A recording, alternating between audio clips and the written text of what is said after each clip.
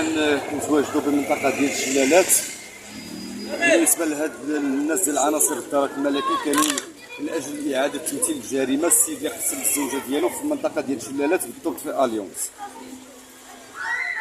بكل صراحه كنتاسفوا على هذه الجريمه، وكما كيتاسفوا كذلك مجموعه ديال المصالح لا الدرك الملكي ولا السلطات المحليه وحتى الجيران مجموعه ديال المواطنين.